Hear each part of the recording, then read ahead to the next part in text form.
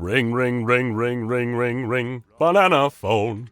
Haha, classic. We like to have fun over here at SCP Explained, and that's why today we'll be talking about one of the most sweet and playful anomalies that the Foundation has in containment. If by sweet we mean it smells like overripe fruit, and by playful we mean carnivorous and genetically unstable, then yes, that's exactly what's in store for us. Meet SCP-2761, a mutant hybrid we've affectionately nicknamed Bananazilla due to the SCP's retractable frill, which resembles the peel of a banana tree fruit. Though at first glance, this part of SCP-2761's anomalous anatomy might appear fanciful, like something out of a cartoon or children's picture book, Bananazilla is no laughing matter, and it boasts far fewer novel surprises across the length of its 12-meter body. The fact is, SCP-2761 could prove an existential threat to every natural ecosystem on Earth if it were ever to escape containment. The reason for this happens to be SCP-2761's infinitely adaptable genetic code,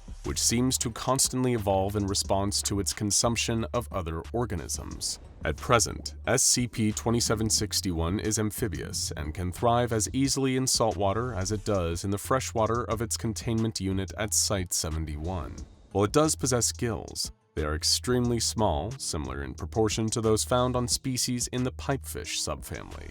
The Foundation's research into the creature's origin has led to the prevailing theory that it may have begun its life as an ordinary pipefish and was subject to DNA splicing at a retail company known as Aquagene, which specializes in the sale of genetically modified aquatic pets. Regardless of its origin, SCP-2761 shares genotypic and phenotypic traits with over 5 dozen species of flora and fauna aside from pipefish. The majority of these species belong to the animal kingdom and overwhelmingly tend to belong to the amphibian, ray-finned fish, or reptile classes. These borrowed genes express themselves in a variety of ways, but always in a manner that seems beneficial to SCP-2761. Bananazilla's gigantic body is capable of explosive bursts at speed, much like soft-shelled turtles, which over the course of their natural evolution sacrificed more protective armor to gain greater mobility. For the purposes of detecting prey, Bananazilla has 16 barbels,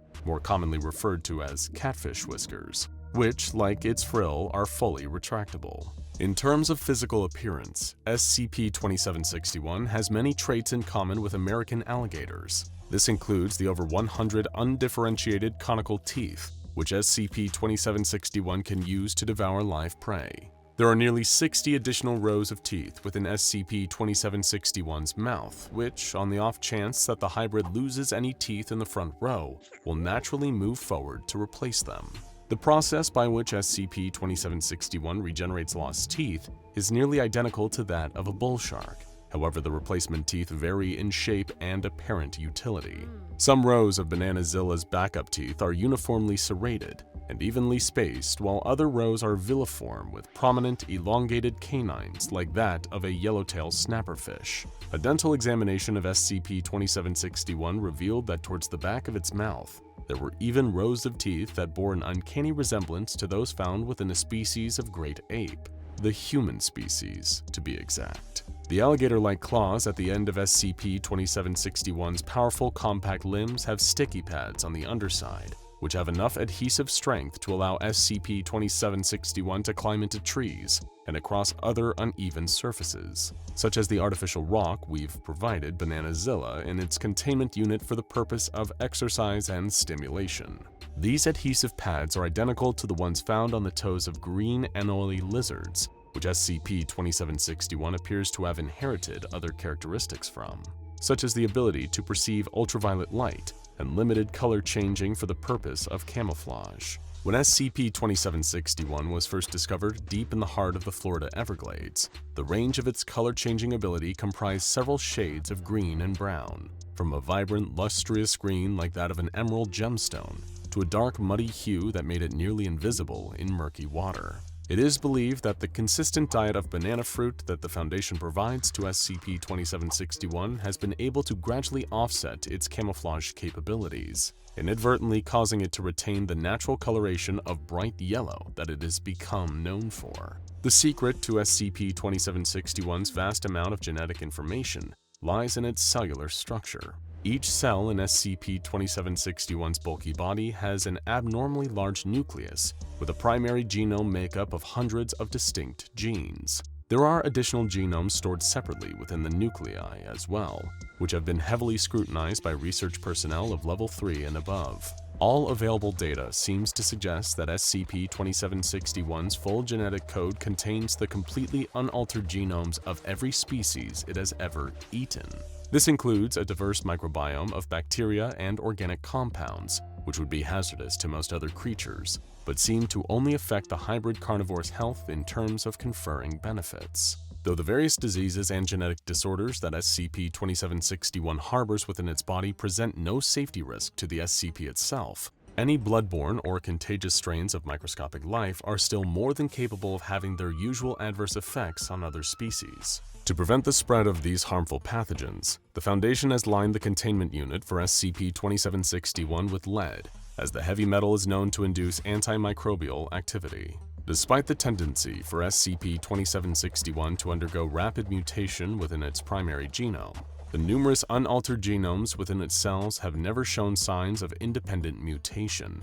Instead, these unaltered genomes serve as a function that is metaphorically comparable to the extra rows of teeth within SCP-2761's mouth. Whenever the primary genome suffers damage or makes contact with potentially hazardous new stimuli, genetic information is transferred from the unaltered genomes to repair SCP-2761's genetic expression, and in the process, cause further beneficial mutations to take place. In short, SCP-2761 is capable of storing unexpressed genetic data within its cells, which then becomes apparent in its physical characteristics, provided that those changes make it fitter to survive in its current environment. The untapped potential of this advanced form of genetic rearrangement has become increasingly enticing to the Foundation, not unlike the enticing taste of a fresh, delicious banana. As the saying goes, SCP-2761 is what it eats. Therefore, it stands to reason that altering the hybrid's food intake could, over time,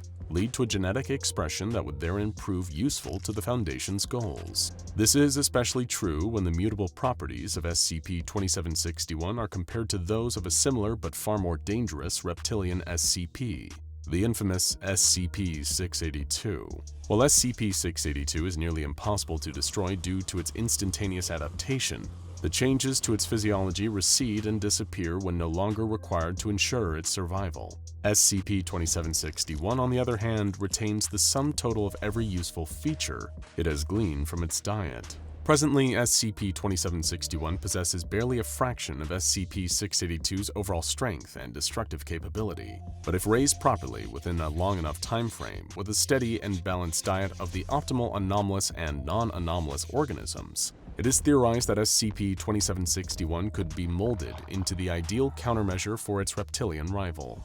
And most crucially to the plan, because Bananazilla hunts only out of carnivorous instinct for sustenance and survival, it lacks any of the malice towards other life which defines the twisted Joker-like psychology of the hard-to-destroy reptile. If this desirable outcome were somehow to be achieved, the final containment of SCP-682 would be all but assured, even if its total and permanent destruction remained forever out of the Foundation's reach. For now, even the notion of broadening SCP-2761's diet has been deemed to be far too risky to attempt. Even a mouth-watering jumbo-sized bucket of seemingly harmless non-specific restaurant brand chicken wings could cause the hybrid to develop razor-sharp talons, a highly disturbing morning call, or an unforeseen boost in intelligence that might aid in it escaping containment. Not to mention the possible spread of avian influenza. Though the finer details regarding Bananazilla's genetics are known only to sufficiently high-ranking members of the genetic research team, rumors have circulated throughout Site-71 that this humble SCP may still prove to be an incredible asset in another way if the highly adaptable cells within its body can somehow be replicated. This has recently been the obsession of one Dr. Scapelli, who, as an avid reader of comic books and manga, has hypothesized, or more accurately fantasized, that the human genome could be augmented through the integration of transplanted cells from SCP-2761.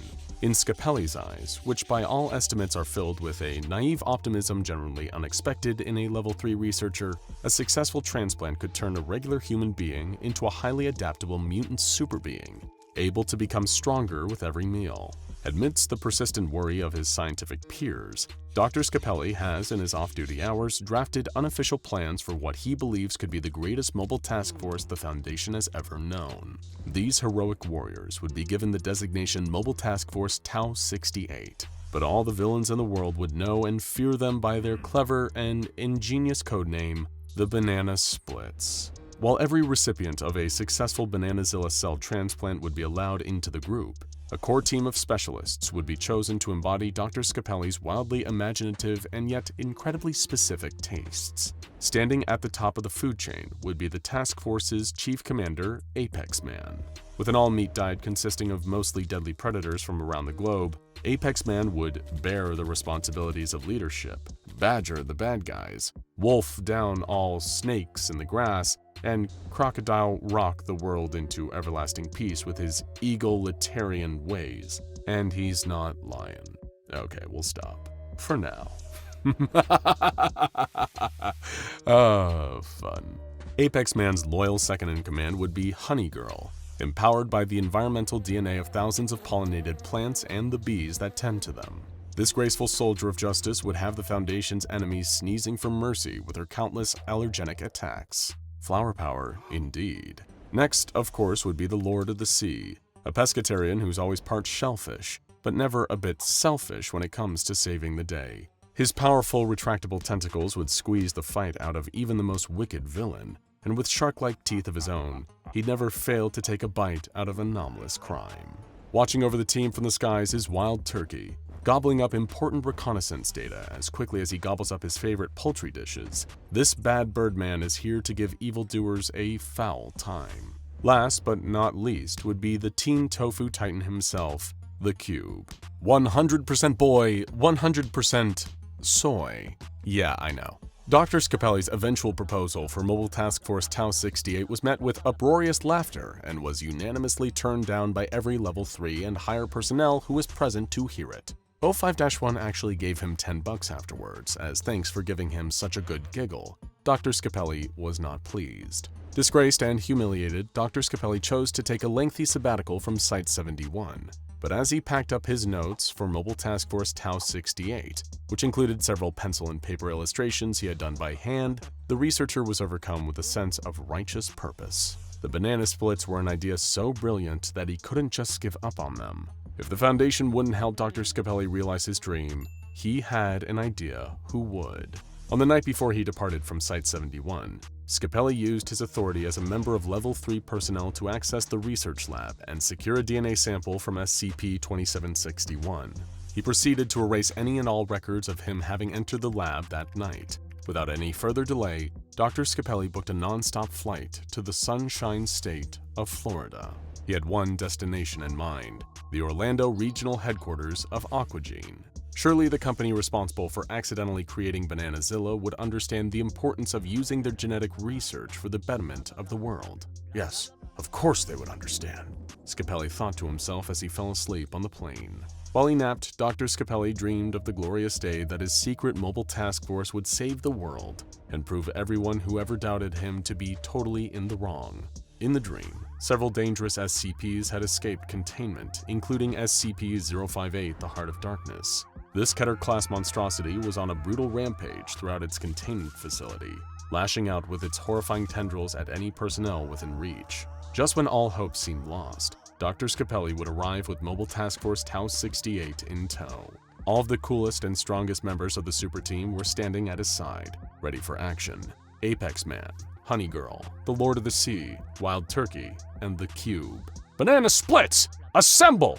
Dr. Scapelli's dream self shouted. His genetically modified heroes proceeded to bring the ultimate smackdown to SCP-058. From the palms of her hands, Honeygirl unleashed viscous globs of her namesake substance, which stuck the Heart of Darkness's arthropod legs to the floor, holding it in place. As expected, the heart began to launch into one of its unnerving speeches, thought to drive listeners to madness. But Wild Turkey made gobbling noises at the top of his lungs to drown out the sound. Trapped and effectively silenced, but not defeated, SCP-058's thrashing tentacles were still a major problem, until the Lord of the Sea extended his own tentacles to match the monster blow for blow. Finally, Apex Man's grizzly bear DNA could no longer resist the honey-covered heart in front of him, and he closed in on SCP-058 to crush it with the granddaddy of bear hugs before scarfing it down with a noisy crunch. The Heart of Darkness was beaten and eaten in that order. The other researchers cheered and clapped for Dr. Scapelli and for his banana splits. Overcome with unconditional praise, the likes of which Dr. Scapelli had never experienced, everyone around him began to chant his name. Scapelli! Scapelli! Scapelli! The dream version of Apex Man approached Dr. Scapelli and gave his creator a congratulatory pat on the back.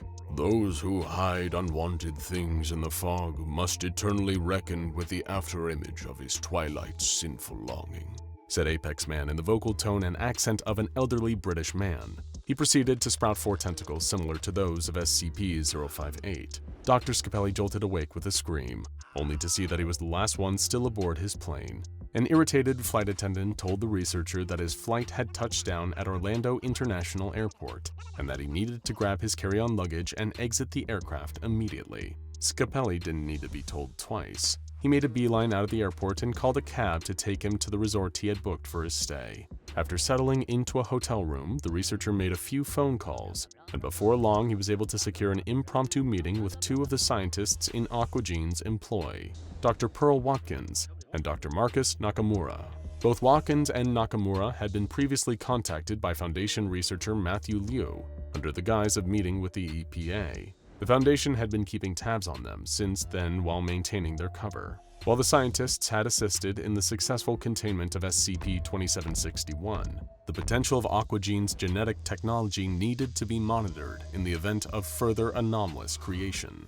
It wasn't difficult for Dr. Scapelli to insert himself into the narrative that Aquagene already believed, posing as another agent of the EPA looking to inspect the company's policies. Of course, since he was operating without the permission of the Foundation, Dr. Scapelli made sure that the meeting was held at Aquagene headquarters. Watkins and Nakamura were apprehensive enough, given the scrutiny that researcher Leo had put them under in their first meeting, and became increasingly alarmed as Dr. Scapelli presented them with the SCP-2761 sample, as well as his creative pitch. It would be a superhero group, like in the movies, Dr. Scapelli exclaimed, having just spoken at length about the viability of Mobile Task Force Tau-68. The Aquagene employees exchanged terror-stricken looks. Nakamura was the first to speak. It is a tempting offer, Marcus began, trying to be polite. But our budget is stretched thin enough as it is. Your project... He jumped with shock as Dr. Scapelli cut him off mid-sentence. Don't worry about the funding. I can cover it out of pocket. Sure, I might have to take out a loan and possibly apply for unemployment, but isn't saving the world worth any price? Watkins reported. We try to do things very carefully here, Agent Scapelli. I'll be blunt, what you're describing is far beyond the scope of our research, and using live human test subjects for this seems highly unethical. Unethical? Dr. Scapelli said, baffled. What could possibly be unethical about using people to fight evil? I think what Pearl is trying to say is... Nakamura chimed in. This all seems a bit naive. Dr. Scapelli sunk into his chair, feeling defeated. First, the Foundation had rejected his idea, and now Aquagene too. Perhaps it really was time to give up on Mobile Task Force Tau-68. If he pressed his luck any further at Aquagene, word could get back to Site-71, and he'd have to kiss his career at the Foundation goodbye, and potentially his memories, if they decided to give him a hefty dose of amnestics as part of his severance package. Later that night in the resort restaurant, Dr. Scapelli was crying into his plate of food. His dreams of creating the world's first superhero team had been crushed that day, and he still had the rest of his sabbatical to spend in Florida. As he tried to eat a steak, he was reminded of Apex Man and broke down in tears all over again. The other restaurant patrons were beginning to stare at Dr. Scapelli, and he was about to consider leaving when a man in dark shades approached his table and sat down across from him. The man waited for Scapelli to cease his weeping before formally introducing himself as Dr. Gregory Higgins. He claimed to be a former employee at Aquagene and had used insider information from an old colleague to learn about Dr. Scapelli's meeting with Watkins and Nakamura. By tracing the call from the resort earlier that afternoon, it wasn't that difficult to track the Foundation researcher down. Are you gonna call me naive too? Scapelli said. Far from it, Higgins replied, wearing a mischievous grin. I think your idea has potential. You really mean it?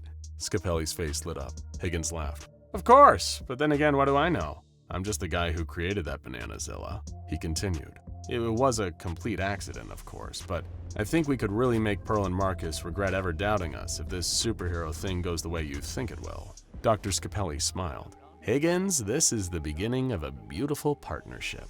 The two genetic scientists, one formerly of the Foundation and the other formerly of Aquagene, laughed and shared joy at the things they might soon accomplish. There were only two words to describe the chaos that might ensue from the combined imagination of this couple of mad geniuses. Totally bananas. Now go check out SCP-682 Ways SCP Foundation Try to Kill the Hard to Destroy Reptile, and SCP-6415 Tragedy of the Reptile Man for more fascinating reptilian anomalies.